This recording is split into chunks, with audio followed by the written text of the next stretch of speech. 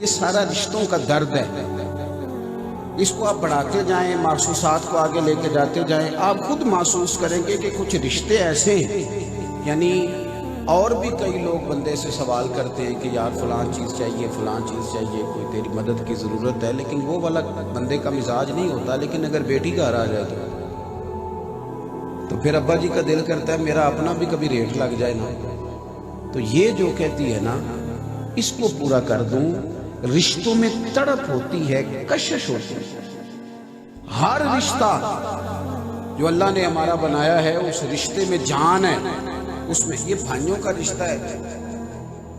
تو بندہ نا اپنے بچوں کے سامنے کہہ لیتا ہے کہ بھائی میرے ٹھیک نہیں، انہوں نے بڑی زیادتیاں کی، فلاں جگہ بھی انہوں نے قبضہ کر لیا، فلاں جگہ بھی یہ کہہ بیٹھتا ہے اپنے بچوں کے سامنے۔ لیکن پھر اگر کبھی بھائی مجبور ہو جائے نا، اس آخیا میں نے 2 لاکھ دی لوڑ ہے، تو انہیں اپنے بالاں نوں پہ مطمئن کرتا ہے، دل 2.5 دینے کو کر رہا ہے، بالاں نوں پہ راضی کرتا ہے، کہتا میرے کو کوئی نہیں، میں انہیں نوں کتھوں روز پیسے دیا، آندہ 2 دیو، میں 1 سوا دیاں گا، ہوں میرے کو روز پیسے تری نہ کدھروں آئے۔ راضی بچوں کو کر رہا ہے، مطمئن کر رہا ہے، اندر سے آواز ہے کہ اسے 2 کی ضرورت ہے نا، تو 2.5 دو۔ کشش ہے نا رشتے میں۔ ہم دیکھتے تھے بچپن میں خود لڑائی ہو جاتی تھی تو معاملہ اور تھا، لیکن بھائی کو تھپڑ مار دیتا تھا تو اس کی کشش تھی، انسانوں تیری اتنی طاقت تو میرے پرا نوں ہاتھ لایا۔ وہ رشتہ جذباتی کر دیتا ہے۔ اتنی ساری تمہید میں نے اس لیے باندھی ہے کہ آپ کو سمجھ آئے کہ رشتہ جتنا قریبی ہوتا ہے اس کا احساس، اس کی شدت، اس کا درد بھی اتنا ہی قریبی ہوتا ہے۔ میرے رب نے ہمارا نبی پاک سے رشتہ بیان کیا اور فرمایا نبی اولا بالمؤمنین من انفسہم۔ ہر رشتے میں بڑی کشش ہے، لیکن فرمایا یہ جو نبی ہے نا، یہ مومنوں سے ان کی جانوں سے بھی زیادہ قریب ہیں۔ اور ایک معنی یہ کہ یہ نبی مومنوں کے ان کی جانوں سے بھی زیادہ مالک ہیں۔ میرے بھائی ہر رشتے میں کشش ہے، ہر رشتے میں تڑپ ہے، ہر رشتے کا نام آنے میں احساس پیدا ہوتا ہے، لیکن یہ جو مدینے والے محبوب کا رشتہ ہے نا، یہ جو حضور کا غلاموں سے تعلق ہے نا، اس میں وہ حسن ہے، وہ جذباتیت ہے، وہ اس کے اندر احساس ہے، وہ رانائی ہے، وہ تڑپ ہے۔ جب پاکستان بن رہا تھا نا،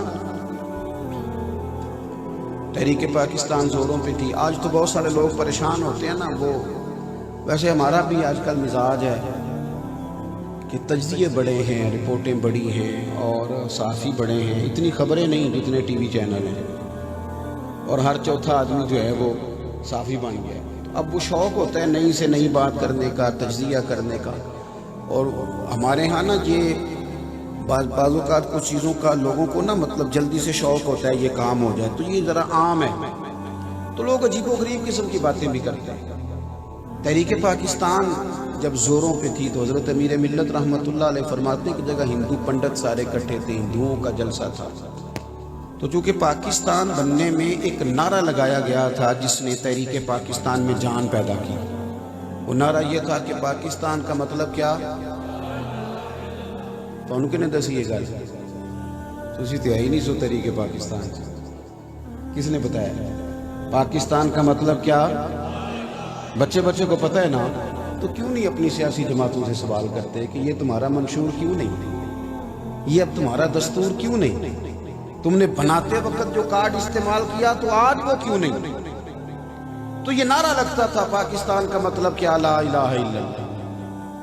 تو ہمارے علماء اس وقت تقریریں کرتے تھے، حضرت امیر ملت حضرت صدر اللہ فاضل وہ تقریریں کرتے تھے کہ جب پاکستان بنے گا تو امیر غریب کا فرق ختم ہو جائے گا، پھر ایک ہی صف میں محمود اور ایاز کٹھے نظر آئیں گے۔ یہ شوق دیا گیا تھا، اس لیے لوگوں کے جذبات پر انہیں کیا پتا تھا کہ یہاں آج بھی کلچر ہے، یہاں آج بھی کلچر ہے کہ جو بندہ سڑک پہ بیچارہ ریڑھی لگائے اور وہ غلط جگہ پارک کر لے وہ تو جیل میں بند ہو جاتا ہے، لیکن جو اربوں کھا جائے اس کو کہتے ہیں کہ وہ ثبوت نہیں مل سکے، وہ ٹرائل نہیں مکمل ہو سکا۔ بہرحال بات جو عنوان کیا اس پہ رہنا چاہتا ہوں، تو وہ ہندو تقریر کرتے کرتے نا معاذ اللہ ثم معاذ اللہ، آپ کی توجہ ہے میری بات پر؟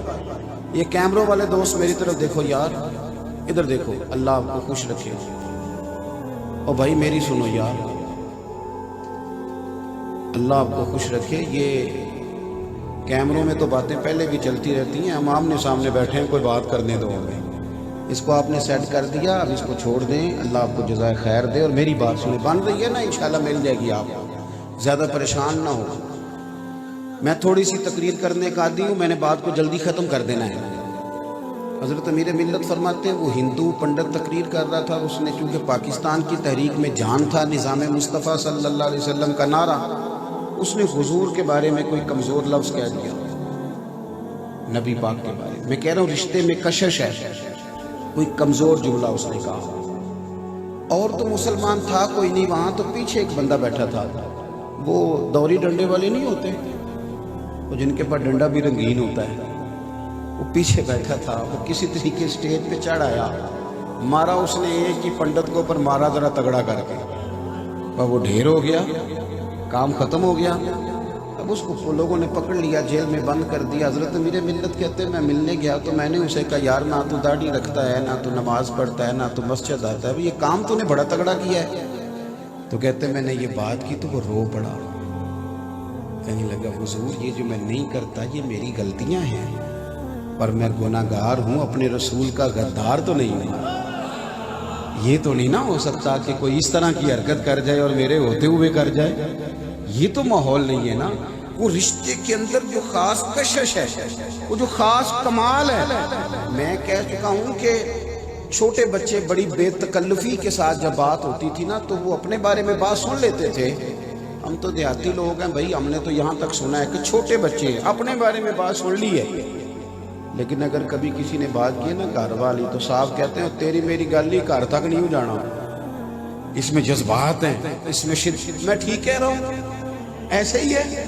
یہ حضرت ابوبکر صدیق بڑی ٹھنڈی طبیعت کے آدمی ہیں، مزاج کے لحاظ سے بڑے نرم ہیں، لیکن ان لوگوں کا عشق رسول صرف تقریروں میں نہیں، صرف نعروں میں نہیں، ان کا عشق ان کے جذبات کا عکاس تھا۔ وہ عملاً بھی عاشق رسول تھے، انہیں پتا تھا کہ حضور نعرے سے بھی راضی ہوتے ہیں اور نماز بھی حضور کی آنکھوں کی ٹھنڈک ہے، لہٰذا عملی قسم کا ان کا انہیں پتا تھا کہ اگر نبی پاک صلی اللہ تعالیٰ علیہ وسلم سے ہمیں پیار ہے تو حضور بڑے ناراض ہیں حرام کھانے والے سے، اس کا بھی انہیں پورا احساس تھا۔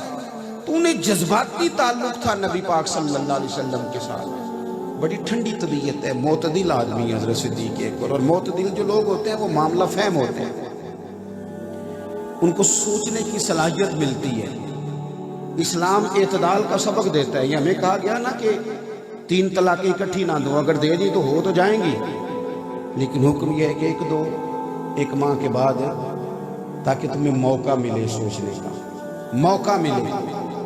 ہمارے ہاں وہ تدبر نہیں ہوتا، اور بہت سارے لوگ ایسے ہیں جو اس تدبر میں نہیں رہتے۔ حضرت صدیق اکبر بڑے بردبار تھے، بڑے حلیم تھے اپنی طبع کے لحاظ سے، لیکن حضور سے رشتہ بڑا پیار والا تھا اور جذباتی رشتہ تھا نبی پاک سے۔ حضرت عائشہ صدیقہ رضی اللہ تعالیٰ عنہ فرماتی ہیں، عاجزی کرتی ہیں، فرماتی ہیں مجھے پہلے نہیں پتا تھا کہ پیار میں بھی رویا جاتا ہے، مجھے تو یہ تھا کہ جدائی میں ہی رونا آتا ہے، غم میں ہی رونا آتا ہے، لیکن جس دن حضور ہمارے گھر آئے ہجرت کی رات، اور آ کے کہا کہ ابوبکر آپ میرے ساتھ چلیں گے، تیار ہیں آپ؟ تو فرماتی ہیں اس دن میں نے محبت کی جذباتیت کا حسن دیکھا کہ حضرت صدیق اکبر تو تیار تھے بڑے دنوں سے ہی، جب اشارہ ملا تھا تو آج جب کہا نا چلنا ہے تو کہتے ہیں فرتے محبت میں میرے باپ کے آنسو نکلے، اور جب وہ روئے تو مجھے سمجھ آئی کہ صرف جدائی میں نہیں رویا جاتا، پیار میں بھی رویا جاتا ہے۔ فرتے محبت میں عاشق دا کامی رونا تونا تے بینو رویوں نہیں منظوری، یہ عاشق سدا ہی روندا رہندا پاویں وصل ہوئے تے پاواں دوری۔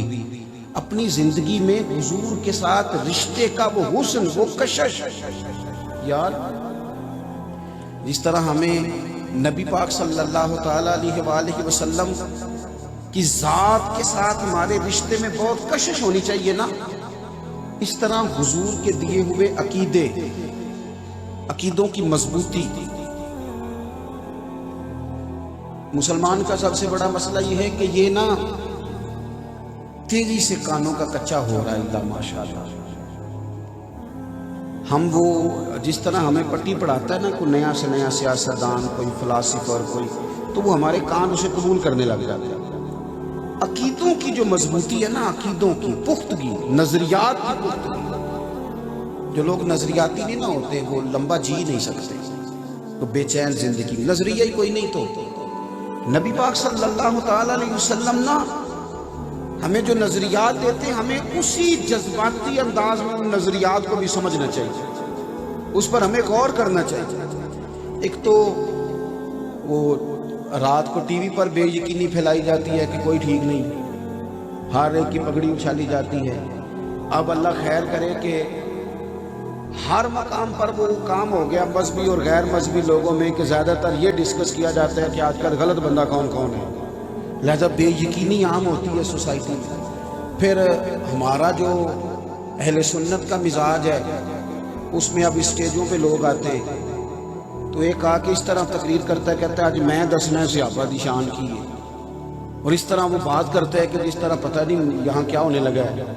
تو میں کہتا ہوں آپ مثلاً کیا بتائیں گے صحابہ کی شان؟ صحابہ کی شان تو اللہ نے قرآن میں بتا دی ہے، حضور نے اپنے فرمان میں بتا دی ہے. آپ بے یقینی نہ پیدا کریں، بے یقینی نہ پیدا کریں کہ جانے کیا ہونے لگا ہے. وہ تو طے شدہ بات.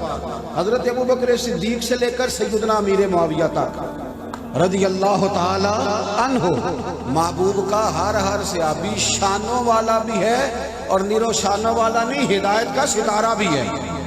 تو یہ تو بات طے ہے، سکہ بند ہے، اس میں کسی گنجائش کی ضرورت. میری بات کی سمجھ آ رہی ہے؟ تو اس میں تو مطلب کوئی ایسی. اور پھر ایک اور شخص کھڑا ہوتا ہے، وہ کہتا ہے جی میں آج دسنا ہے تمہوں اہل بیت دی شان کی. میں کہتا ہوں جڑے کم آیا تو وہ کرتے آنا، جڑا سودا طے کیتا ہے یہ پورا لے تے گھر جا.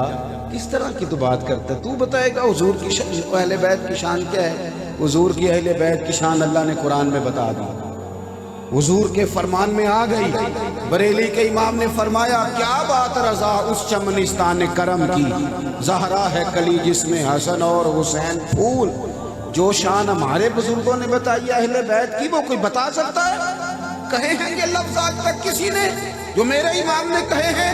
انہوں نے کہا تیری نسل پاک میں ہے بچہ بچہ نور کا، تو ہے عین نور تیرا سب گھرانہ نور کا. تم ہمیں کیا نئی تحقیق بتاؤ گے؟ تو طے شدہ عقائد اور نظریات جو ہمیں دیے گئے طے شدہ، ہم نے ان سے پیار کر دیا. اچھا ایک اور جماعت ہے، ایک اور ٹیم ہے عقیدے کچے کرنے والی. وہ کون سی ہے؟ وہ جڑے کہنے تو کسی نے کچھ کیتا ہے، انہوں پوچھو کنے کیتا ہے، کہندا ہے مینوں دسن دا حکم نہیں، مینوں تے وہ شرارت دی اجازت سی جڑی میں کر چھڑی ہے. تینوں کسی نے کچھ ان کسی نہ کسی نہ تے بندے دی مخالفت ہوندی ہے نا. تو اب تو سوچتا رہ جا، جتنی بدگمانی ہے ساری، تینوں کسی نے کچھ نہ کسی دا پتہ ہے تے نہ کچھ دا پتہ ہے. کیا مذاق ہے. اور مطلب عجیب و غریب جوان آدمی میں نے دیکھے پڑھے لکھے. میں ملک سے باہر تھا تو وہاں مجھے ایک بڑی قریبی ہمارے عزیزوں کی فیملی ہے، وہ کہنے لگے جی سانو نہ کسی دسیا تانوں کالا جادو ہویا. میں کہ کالا تو پرانا ہو گیا اور نیلا ہو سکتا ہویا ہوئے تھے، کالا تے بہت عام ہے، کوئی رنگ تو بدل لینا چاہیے. کیا مذاق بنایا ہوا ہے.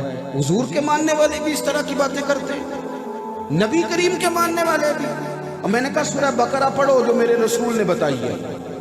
کسی پیر کے تویز میں کمی ہو سکتی ہے پر یہ رسول پاک کا دیا ہوا تعویذ ہے. حضور نے فرمایا سورۃ بقرہ پڑھو، تمہارے گھر سے شیطان بھی بھاگ جائے گا اور جن بھی بھاگ جائے گا. تو محبوب نے کہہ دیا تو بات پکی، باتیں پکی. یہ نوجوان میری بات توجہ سے سنیں، اس کی کو ذرا کم کریں جی، اور بزرگ توجہ سے سنیں کیا کہنے لگا ہوں. بخاری مسلم میں ایک حدیث ہے، نبی پاک صلی اللہ تعالی علیہ وسلم کے صاحبزادے حضرت ابراہیم آپ کا وصال ہو گیا، اور جناب ابراہیم علیہ السلام کا وصال حضور کی گود میں ہوا. محبوب کے آنسو بھی نکلے. ایک صحابی نے عرض کی یا رسول اللہ آپ بھی رو رہے ہیں؟ تو محبوب فرمانے لگے بیٹا گیا ہے نا. تو وہ محبت آنسو بن کے چھلک پڑی ہے، باقی میرے دل اور زبان پر وہی ہے جس سے میرا رب راضی ہو.